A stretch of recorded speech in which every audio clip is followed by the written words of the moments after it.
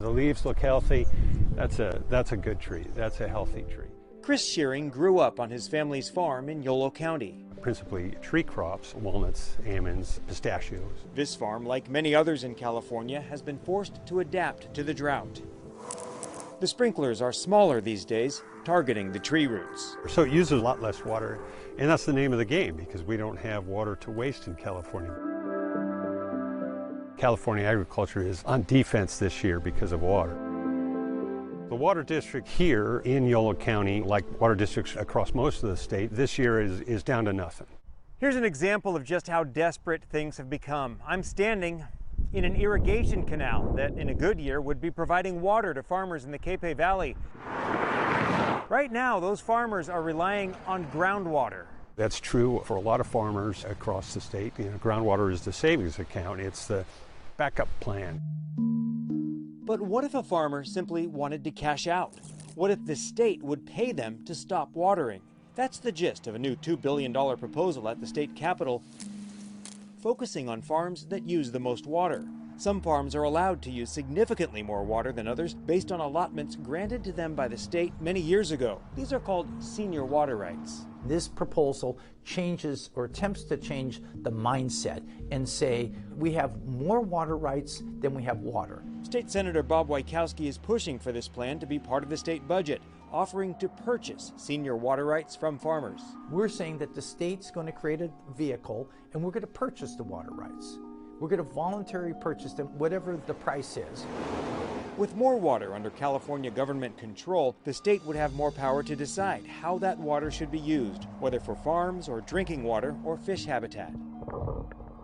In the drought year, it may be just enough additional water so that the habitat in the rivers survive. They don't thrive, but they survive. The trees in your orchard live. You don't have a bumper crop, but you're not having that waste or deterioration of the habitat. It's a different mindset, and it's rebalancing the way that California manages their resources and manages their water.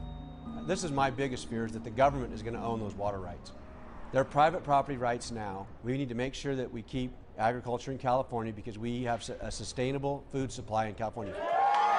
Californians are now familiar with State Senator Brian Dahle as a candidate for governor, but his roots are in farming.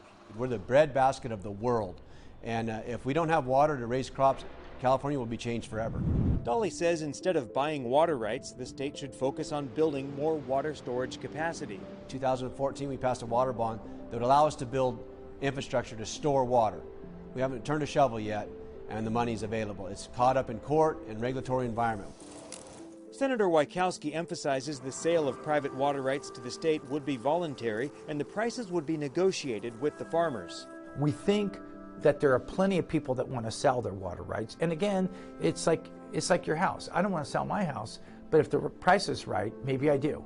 Voluntary is better than a regulatory confiscation of water rights. In addition to being a farmer, Shearing is a water rights attorney with the California Farm Bureau.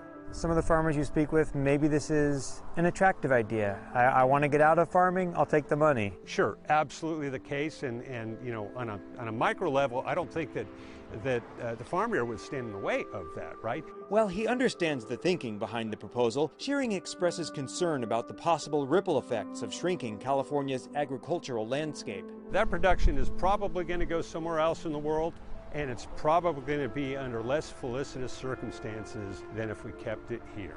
California is a marvelous place to farm. We have a Mediterranean climate with mild winters, Mediterranean crops like almonds, for example. You're not going to grow almonds in Iowa. It's just not going to happen. There's a strong case to be made that we should keep that production in California because it's the most efficient and the most regulated agricultural landscape compared to most places, anyway. Like Senator Dahle, Shearing stresses the urgency to build more water storage facilities. While we wait for that to happen, Senator Wieckowski sees buying water rights as something that can reduce conflict and provide some relief to a stressed water delivery system.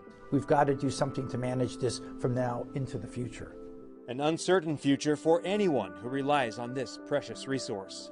Dennis Shanahan, Fox 40 News.